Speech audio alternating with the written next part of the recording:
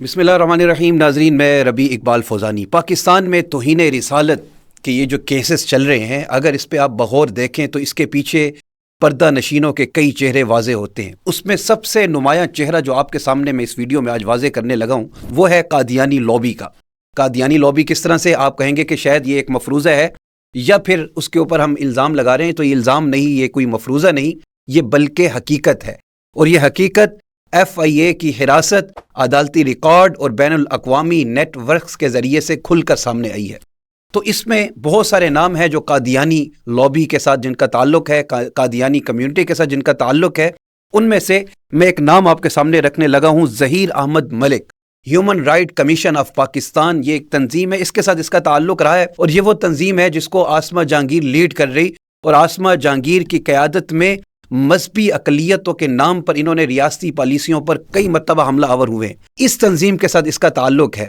F آئی اے نے جب اس کو گرفتار کیا، اس وقت گرفتار کیا کہ جب یہ توہین رسالت کے مرتکب مجرموں کو رہا کروا رہا تھا رشوت دے کر، اور یہ اس وقت جب رشوت دے کر ان گستاخوں کو رہا کروا رہا تھا تو اس کو گرفتار کیا گیا. تو اس کی گرفتاری کے بعد ناظرین ایک اور سنسنی خیز دستاویز سامنے آتی ہے کہ ایک خط جو قادیانی خلیفہ کو لکھا گیا. ظہیر احمد ملک نے جو خط لکھا اس میں نہ صرف یہاں پر توہین رسالت کے مقدمات کو ختم کرنے کے بارے میں اس کو باقاعدہ تفصیلات سے آگاہ کیا، بلکہ یہ بھی بتایا کہ یہاں پر جو قادیانی کمیونٹی ہے وہ ان مقدمات کو ختم کرنے میں سرگرم ہے اور وہ اس میں کام کر رہی ہے. تو اس خط میں یہ باتیں سامنے آئی ہیں. ناظرین، اس میں آپ کو اب پتہ چل جانا چاہیے کہ قادیانی کس طرح سے انوالو ہیں. تو ایک اور نام آپ کے سامنے میں لانا چاہتا ہوں. ایک اور نام سامنے آتا ہے شاہد جاوید، جو موٹر وے پولیس کا ایک اعلیٰ افسر ہے. موٹر وے پولیس کا اعلیٰ افسر، اور اس کا تعلق بھی قادیانی کمیونٹی کے ساتھ ہے، اور اس نے بھی ان کیسز کے اندر یہ ایک سرگرم کردار ادا کر رہا ہے اور یہ رپورٹ کیا گیا ہے. اسی طرح ایک اور نام آپ کے سامنے میں لانا چاہتا ہوں، وہ ہے سونیا خٹک کا.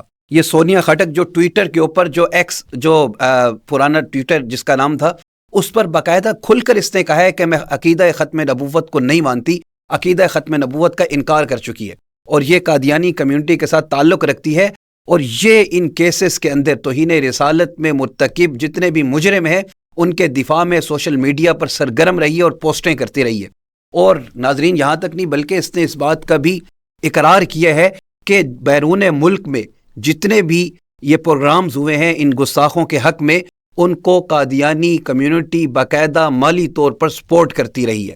تو یہ باتیں آپ کے سامنے جب آ رہی ہیں تو اب آپ کو سمجھ جانا چاہیے کہ کس طرح سے قادیانی اس میں سرگرم ہے اور کس طرح سے یہ کام کر رہے ہیں. تو اب آپ کے سامنے یہ ساری کی ساری باتیں آ گئی کہ یہ وہ لوگ ہیں جو قادیانیت سے تعلق رکھتے ہیں، اور قادیانی لابی اس کو مالی طور کے اوپر سپورٹ کر رہی ہے کہ ان مقدمات میں جتنے بھی ملزمان ہیں ان کو رہا کرایا جائے.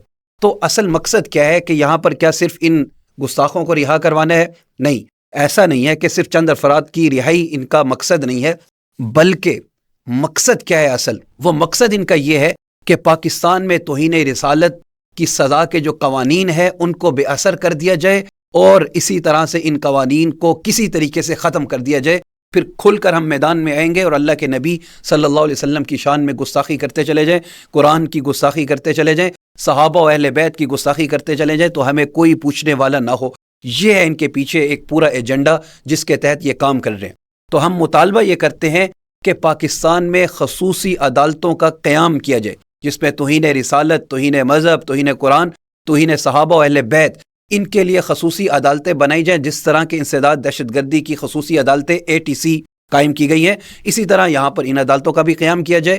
تو ہمارا مطالبہ ہے، اور اسی طرح ہم قوم سے بھی کہنا چاہتے ہیں کہ اب بیدار ہو جائیں کہ کس طرح سے قادیانی کمیونٹی کام کر رہی ہے اور توہین رسالت کے قوانین کو ختم کرنے کی کوشش کی جا رہی ہے.